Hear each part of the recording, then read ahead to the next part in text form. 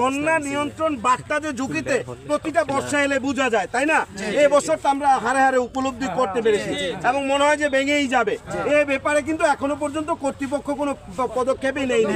এরা কিন্তু আমাদের বেতনেই চলে, আবার বড় বড় কথা কয়, আবার এদের সাথে সুর মিলিয়ে অনেকে নাটকও করে। মতলব উত্তরের স্বাধীনতার পর থেকে যারা নেতৃত্ব দিয়েছে মতলব উত্তরে, এরা কি করছে? গ্যাসটা 100 মিটার দূরত্বে গ্যাসটা মতলব উত্তরে ঢুকাইতে পারে নাই। এরাই তো আমগো সোনার মানুষ নাকি? এরপরে এই যে বেড়িবাঁধ হইলো, বেড়িবাঁধ হওয়ার পরে মতলব উত্তরের দৃশ্যমান কোনো বড় উন্নয়ন আছে আমি দেখি না এই বন্যা নিয়ন্ত্রণ বাঁধ ছাড়া। তাইলে যেই মতলব উত্তরের চারপাশে নদী বেষ্টিত দ্বীপাঞ্চল, এটা তো সোনায় মোড়ানো যাইতো। কে মোড়াইছে বলেন? একজন মানুষ। পুরুষ সবাই আছে, হিম্মতওয়ালা পুরুষ মতলবে এখনো জন্মায় নাই। আমরা প্রত্যাশা করি একজন হিম্মতওয়ালা পুরুষ যে মতলব তথা মতলবের মাটি ও মানুষকে নিরাপদ রাখবে এবং এটি আধুনিক মতলব আধুনিক নগরী হিসেবে গড়ে উঠবে।